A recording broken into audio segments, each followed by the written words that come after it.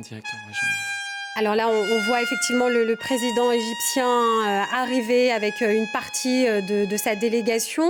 Vous avez entreaperçu aussi d'autres personnalités, hein. Oui, tout à fait, comme Khaled El Hanini, qui est d'ailleurs qui est un ancien ministre du Tourisme et des Antiquités en Égypte et qui maintenant, eh bien, depuis à peine un mois, est justement à la tête de l'UNESCO. Il est devenu le directeur général de l'UNESCO. Donc c'est un mandat de 4 ans. Et donc, effectivement, a priori, il devrait peut-être prendre la parole tout à l'heure. On regardera dans cette cérémonie si ce sera le cas. Alors, je ne peux pas m'empêcher de vous demander qu'est-ce que vous ressentez en regardant cette cérémonie. Ah, beaucoup d'émotions parce que ça fait 20 ans qu'on attendait l'ouverture, nous égyptologues, et puis le grand public, l'ouverture de ce musée. Et on va aussi découvrir des galeries qui jusqu'à présent ont été cachées. Enfin, en tout cas, on n'a pas eu du tout Oui, on d'informations. peut le dire comme ça, hein. Vraiment, le Les secret est galeries. resté jusque Voilà, le ce soir. secret a été bien gardé, par décret présidentiel d'ailleurs, donc pas d'images non filtrées. Et présenter l'intégralité du trésor funéraire de Toutankhamon, c'est une grande émotion, enfin en tout cas c'est un de mes sujets.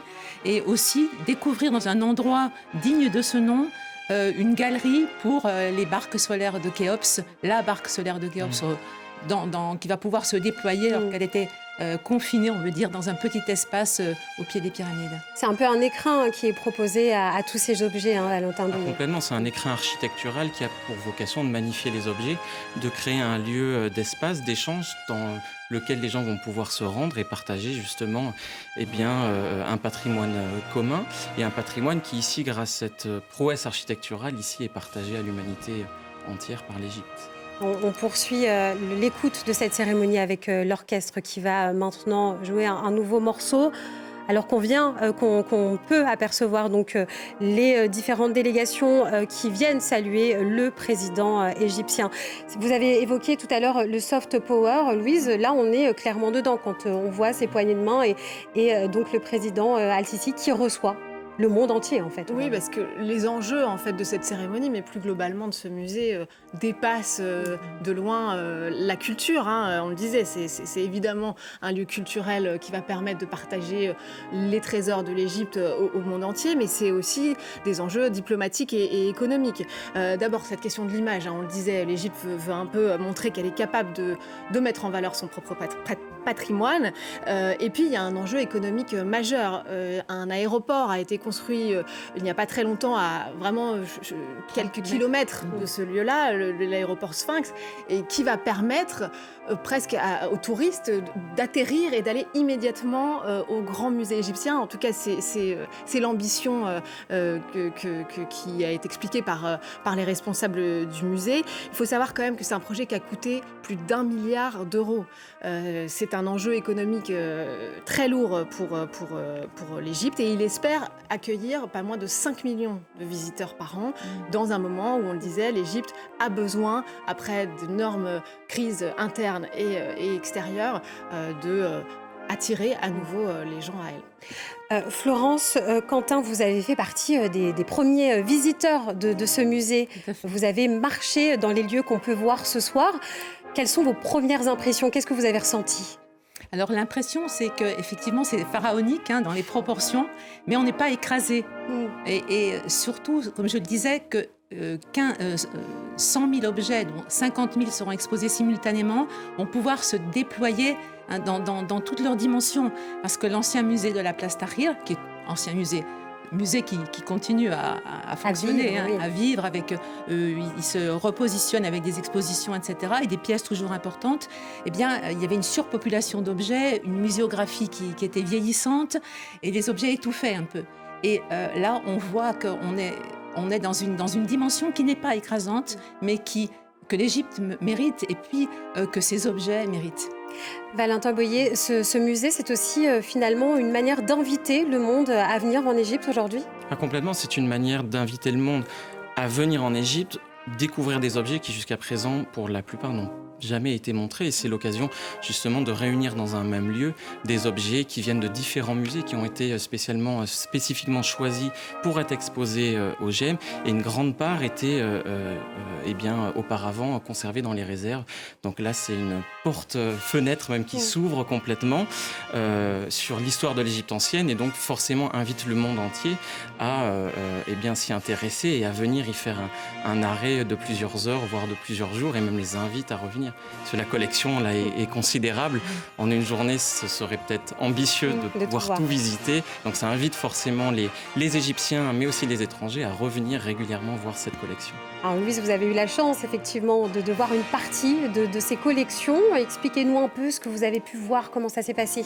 Alors bon, il y a 12 galeries qui composent ce musée. Ils veulent en ouvrir jusqu'à 24 à terme. Vous l'avez dit, c'est 100 000 objets de l'Égypte antique qui vont être montrés au public dans ce musée. Pour vous donner aussi une idée des dimensions, on parle de 500 000 m² pour tout l'espace du musée. À titre de comparaison, le musée du Louvre, c'est 360 000 m². Alors après, en fonction du nombre de galeries, etc., il faut faire attention à ces comparaisons. Et je ne remettrai pas en cause devant 2 égyptologues français l'importance du Louvre. Mais il y a 2 parcours. Il y a un parcours qui peut être soit thématique, donc les thématiques sont les dynasties, soit un parcours plus chronologique en fonction de comment le visiteur veut parcourir ce musée. Je parlais de cette statue colossale de Ramsès II. Il y a, alors là, peut-être que nos invités pourront nous en dire un peu plus, mais les trésors de la reine Étéphérès, c'est la mère de Khéops, qui sont à admirer, avec un fauteuil sculpté en bois. Il y a cette fameuse barque solaire dont vous parliez. Alors, il faut savoir, vous le disiez, elle était dans un petit espace. Elle fait quand même 44 mètres de long. Elle a été découverte en 1954, démontée au pied des pyramides. C'est la barque solaire. Alors, il y a plusieurs interprétations, parce qu'on en a découvert une autre plus tard. Soit elles ont réellement servi, parce qu'on a des traces d'usure sur les cordes et sur les anneaux sur la seconde, ou alors il y a une dimension symbolique, puisque le roi, lorsqu'il décède, il suit la course du soleil, qui lui-même emprunte une barque du jour et une barque de la nuit. Alors peut-être fallait-il 2 barques, une pour l'éternité, pour gagner son éternité de jour, et faire le voyage de la nuit. Et cette barque a été remontée patiemment par un Égyptien de génie, parce que dans les années 50, il n'y avait pas encore toutes les techniques que nous connaissons. Et elle a été exposée dans un petit musée entrepôt collé à la face sud de la pyramide. Et l'ensemble en était dénaturé, il faut le dire. Et puis, c'était très étroit.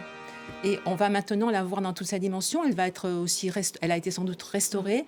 Et il y a aussi une dimension, outre patrimoniale, une dimension de recherche dans ce musée dont on va parler, avec des laboratoires high-tech.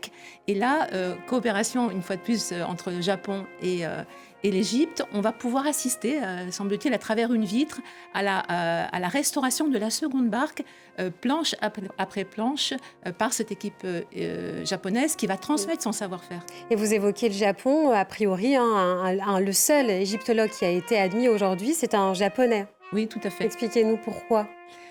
D'abord, c'est lui qui travaille sur la restauration de cette seconde barque, et donc on va pouvoir assister, semble-t-il, en direct au travail des restaurateurs, et aussi peut-être diplomatiquement, parce que le Japon a concédé un crédit de 800 millions de dollars à l'Égypte. Oui.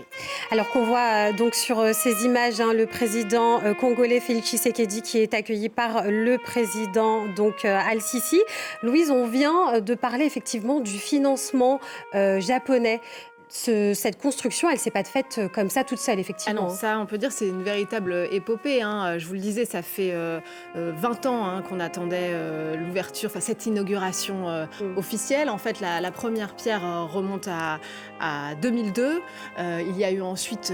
Sous Hosni Moubarak, voilà, c'est ça. exactement. Ouais. Et il y a eu énormément d'obstacles, en fait. D'abord, ça a commencé par le printemps arabe en Égypte, qui a mis tout un peu en suspens.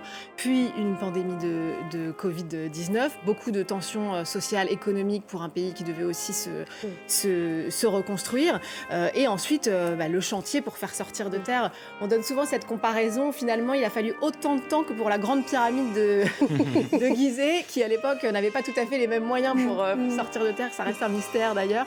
Mais donc effectivement, c'est une épopée à elle seule, l'histoire de ce musée. Alors, on parle effectivement de cette construction comme de la 4e pyramide. C'est un peu le cas ce soir? Complètement, c'est la 4e pyramide, alors avec aucun pharaon à l'intérieur, mis à part plusieurs à travers les statues. Mais effectivement, on peut considérer que c'est la 4e pyramide des temps modernes finalement. Est-ce que ça en deviendra une des 7 merveilles du monde moderne? Je n'en sais rien.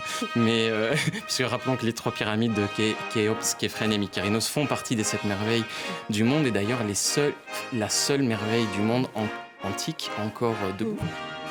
Florence, Quentin, alors on va reprendre la cérémonie, on va écouter un peu pour le plaisir. Là on l'a dit tout à l'heure, mais effectivement c'est l'ancien ministre de la Culture qui visiblement prend la parole à plusieurs reprises parce que c'est un peu l'homme à l'initiative de ce qu'on voit aujourd'hui. Oui, tout à fait, c'est un peu la mémoire aussi de ce musée puisque Hosni Moubarak n'est plus et puis il a été déchu. Et le ministre, lui, est toujours là et j'ajouterais qu'il est très francophile. Il a toujours noué des relations très étroites tant avec les égyptologues, l'IFAO, etc., l'école française du Caire, qu'avec le cinéma français, par exemple. Et c'est intéressant, Florence Quentin, que vous évoquiez la France, parce qu'effectivement, le lien entre l'égyptologie et la France, il est très ténu, il est très proche. Oui, il est très proche. Et depuis l'expédition de Bonaparte, on peut dire que l'expédition de Bonaparte, qui a été un échec militaire, c'était une réussite scientifique. On peut dire que c'est l'acte de naissance de l'égyptologie et le fait qu'il ait embarqué avec lui tous ces jeunes savants et qui ont ramené cette œuvre encyclopédique qu'est la description de l'Égypte, ça a fait connaître l'égyptologie, l'égyptophilie et puis beaucoup l'égyptomanie. Oui, ça a déclenché cette égyptomanie dont on parlait. C'est vraiment effectivement ces campagnes napoléoniennes qui ont fait qu'on voit aujourd'hui des obélisques encore dans Paris et que cette fascination. Alors cette fascination, là, on l'a pas mentionné, je ne sais pas ce que vous en pensez, mais il y a aussi ce mode de vie, ou plutôt de mourir des pharaons égyptiens. Je pense que ce qui participe à cette fascination, c'est la façon dont ils envisageaient la vie après la mort. On vient fasciner, c'était encore le cas de près d'1,5 million de personnes en 2019 à la Grande Halle de la Villette. On voit Ramsès II. Essayer de comprendre comment est-ce que les Égyptiens envisageaient ça. Je ne sais pas, quel est votre... Justement, oui, quand vous évoquiez ce concept qui est la mort, justement, qui est très particulier, puisque ce qui frappe peut-être dès la plus tendre enfance quand on s'intéresse un petit peu à l'Égypte ancienne, c'est notamment les momies. Donc cette manière très particulière de préserver le corps qui était... indispensable pour un Égyptien ancien, puisqu'il s'agit finalement de l'enveloppe charnelle de l'individu en entier, qui regroupe plusieurs composantes, telles que le nom, par exemple le cœur, etc., parmi d'autres composantes. Et ce qui peut frapper lorsque l'on visite des expositions telles que celle de Toutankhamon en 2019 à la Villette ou de Ramsès en 2023, également à la Villette pour les plus récentes, puisque d'ailleurs on avait déjà eu ces thématiques-là au 20e, en 1967, à Paris déjà avec l'exposition Où la momie de Toutankhamon. Ramsès était... Alors là, c'était en 76, justement. Voilà, Toutankhamon en 67 et Ramsès II en 76. Et c'était l'occasion, justement, déjà de voir le masque funéraire de Toutankhamon en 67. On a vu des cercueils canopes en 2019. On a vu le cercueil de Ramsès II en 2023 à la Villette, qui a été un prêt exceptionnel consenti par l'Égypte à la France, justement en souvenir de la restauration, justement, de la guérison, on va dire, moderne de la momie de Ramsès II en 76. Donc c'est forcément des choses qui frappent puisque l'on a une diversité aussi de matériaux dans la réalisation de ces objets, quand on pense notamment au trésor de Toutankhamon. Cette fascination, elle perdure, on l'entend de génération en génération, c'est le cas. Oui, elle perdure. Je pense qu'elle a une longue vie devant elle. Il y a la dimension, effectivement, comme vous le disiez, de la mort, et puis de ces momies. Est-ce qu'elles sont vivantes? Est-ce qu'elles sont mortes? Elles sont très, très réalistes. Et puis, ça nous renvoie effectivement à quelque chose de l'ordre de nos propres deuils. C'est tout à fait fascinant. Mais également, je pense qu'il y a dans l'art égyptien quelque chose qui est donc, comme je le disais, immédiatement reconnaissable et qui fascine. Et puis peut-être aussi notre rêve d'enfant de chasseur de trésors, parce que quand on découvre en 1922 la tombe de Toutankhamon, comme le rappelait Valentin, on a un masque de plus de 10 kilos d'or, un cercueil de 110 kilos d'or. On a cet or des pharaons, cet or des dieux qui fascine, qui continue à fasciner peut-être nos âmes de chercheurs de trésors. Et puis des traces aussi de la façon dont on vivait, c'est ça qui est assez fascinant, moi je trouve, dans l'égyptologie. Quand on va voir ce genre d'exposition, c'est qu'on peut s'imaginer, vu que les objets ont été tellement bien conservés, comment est-ce qu'on vivait à l'Égypte? Oui, c'est une grande force aussi de ce climat, qui a très bien conservé les objets, tout ce qui est organique. Et on va le voir d'ailleurs, c'est ce que j'ai vu l'année dernière dans ce grand musée égyptien. On a effectivement ces œuvres somptueuses, la statue de Hatshepsut agenouillée en granit, portant les deux vases nus, enfin. Mais on a aussi tous les objets du quotidien. Et ce qui m'a frappée, par exemple, c'est la salle où on a les instruments de musique, avec les cordes, les harpes, les flûtes. Et on a l'impression qu'elles sont vivantes et qu'on va on va entendre la musique égyptienne à nouveau. Effectivement, tout ce qui est objet quotidien, et je pense que ça sera aussi une des grandes forces des galeries Toutankhamon, qui vont présenter les objets, on va dire rituels que l'on connaît, restaurés, il faut le rappeler, et puis toute une partie d'objets qu'on n'a jamais vus jusqu'à présent, qui n'ont jamais été exposés, et qui vont nous rendre ce roi plus intime, notamment ses vêtements, ses sous-vêtements, ses sandales, les jeux qu'il a emmenés dans la mort, ce qu'il mangeait, ce qu'il buvait, etc. Donc des choses plus intimes et plus proches. Vous évoquez Toutankhamon, Valentin Boyer. Toutankhamon, effectivement, il va avoir une énorme place dans ce musée. Ah, tout à fait, puisque auparavant, place Tahrir, une partie seulement du trésor était exposée. Et dorénavant, ce sera l'occasion justement d'exposer une grande partie des objets qui ont été découverts dans la tombe à partir de 1922. Ça va tourner autour de 5400 objets à découvrir donc, dans un espace conséquent, justement, et qui permettront à la fois au grand public, mais aussi finalement à la communauté égyptologique internationale, de pouvoir découvrir ces objets qui auparavant étaient confinés en réserve, donc avec forcément un accès beaucoup plus restreint. Alors, on le rappelle, alors que la cérémonie se poursuit, Louise, que pour l'instant, ce n'est pas possible d'aller plus loin et de voir à quoi ça ressemble. Non, exactement. Donc, on parle de ces salles parce qu'il y a une excitation encore plus, j'imagine, dans le monde de l'égyptologie et pour les deux égyptologues qui nous accompagnent. Mais effectivement, quand nous sommes rendus au musée mi-juin, ces salles étaient gardées quasiment de façon militaire. Il était impossible d'y pénétrer. Je pense que on parle d'un trésor qui est inestimable, vous le disiez. D'ailleurs, pour la petite anecdote, le public pourra découvrir ces salles lundi, le 4 novembre, et c'est en fait une date anniversaire, puisque c'est un 4 novembre, le 4 novembre 1922, que Howard Carter a pénétré pour la première fois dans le tombeau de Toutankhamon. Donc la date n'a pas été choisie complètement au hasard, mais effectivement, il y a une volonté vraiment de garder le secret au maximum, de préserver la surprise jusqu'au bout. Et on peut imaginer que donc effectivement, on découvrira des objets qui n'ont jamais été montrés, en tout cas pas dans un seul et même lieu, mais qu'ils vont imaginer une scénographie avec sans doute toutes les techniques de muséographie les plus modernes pour mettre en valeur ce qui vont être les salles maîtresses de ce lieu et donc attirer le plus de monde possible. Et on le rappelle, ce musée il est aussi exceptionnel parce que c'est la première fois qu'il est dédié à une civilisation, qu'un musée dédié à une civilisation. On a évoqué Toutankhamon, il y aura a priori son masque funéraire en or, son sarcophage qui contient donc 3 cercueils emboîtés qui seront exposés. Qu'est-ce que cela dit des pratiques de l'époque ? Alors, ça dit le raffinement extrême de l'inhumation d'un roi, puisque c'est la seule tombe royale découverte quasi inviolée. Il y avait eu des visiteurs dans la vallée des rois. Et c'était, entre guillemets, une petite tombe. Oui, elle était relativement petite, avec beaucoup d'objets tout de même, 5300 ou 5500 objets. Donc, ça parle de la somptuosité avec laquelle ces rois ont été inhumés. Et voilà, ça fait partie aussi de la fascination. Et je voudrais ajouter, je crois qu'il y aura 5 zones, enfin 5 parcours, l'identité du roi, les funérailles, la résurrection, et ensuite l'histoire de la découverte, parce que l'histoire de la découverte est aussi quasiment aussi fabuleuse que les objets. Alors c'est un roi qui est mort, c'est un pharaon pardon, qui est mort jeune à 19 ans, donc en 1324 avant Jésus-Christ si je ne me trompe pas. Et on a travaillé forcément, on continue à travailler sur des hypothèses sur sa mort.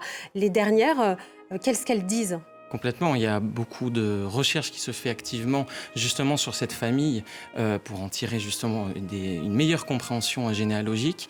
Mais concernant la mort de Toutankhamon, il me semble que les derniers articles scientifiques avancent justement l'idée que il serait mort justement du paludisme et il me semble, une maladie osseuse également. C'est un article qui avait été publié en 2010, si je ne dis pas de bêtises. Et ça montre effectivement que le travail de recherche, parce qu'on peut se dire, voilà, les objets ont été trouvés, donc tout est là, mais finalement on continue encore aujourd'hui à découvrir des choses sur ces civilisations.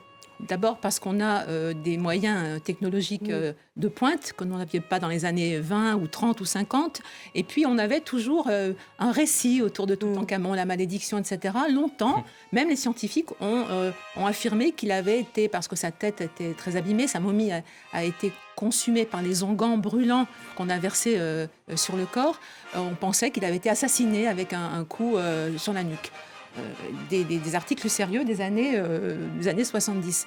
Effectivement, aujourd'hui, avec les technologies de pointe, les scanners, etc., on se rend compte, et puis on peut analyser plus finement les raisons de sa mort, par exemple. Alors, on regarde, toutes les délégations sont présentes pour ce qu'on peut dire une photo de famille avec au milieu donc le président Sisi qui reçoit des délégations donc venues du monde entier. On vient d'en parler, Louise. On a effectivement le monde scientifique qui va se retrouver dans ce musée avec, vous avez pu le visiter, des lieux de recherche. Effectivement, oui, on en a parlé rapidement, et puis vous parliez de ces technologies de pointe. Moi, j'ai pu les voir un peu à l'œuvre dans les 19 laboratoires que compte le grand musée égyptien. Et là, ce qui marque, c'est la précision avec laquelle tous ces scientifiques travaillent. J'étais à côté de sarcophages vieux de 3000 ans. Alors, ça vous semble peut-être plus banal, mais avec une restauratrice qui me racontait que les couleurs sont d'origine. Et c'est assez vertigineux. On a du mal à se figurer que cet objet a traversé 3 millénaires, nous arrive jusqu'à aujourd'hui et que les couleurs ont été conservées. On parlait de ces nouvelles technologies. C'est vrai que maintenant, c'est des rayons X, c'est des infrarouges. L'intelligence artificielle aussi arrive, j'imagine, dans le monde de l'égyptologie. Vous pourrez nous en parler pour vraiment analyser. C'est ça les premières étapes. Ils reçoivent des objets, ils les nettoient, ils les analysent pour déjà comprendre leur état de dégradation et là où il va falloir renforcer. Et on parle de petites touches pinceau par pinceau. Et l'autre chose qui m'a marquée, on pourra en parler aussi, c'est la fierté de ces scientifiques qui, c'est pas juste un travail de restauration, c'est aussi une façon de se réapproprier leur patrimoine. Il faut quand même préciser que l'égyptologie a été longtemps dominée par des grandes institutions occidentales et que là, par ces laboratoires, l'Égypte dit au monde, nous avons les moyens, nous avons les techniques et nous sommes en train de former les chercheurs et les restaurateurs de demain pour justement raconter nous-mêmes notre propre histoire et notre propre patrimoine.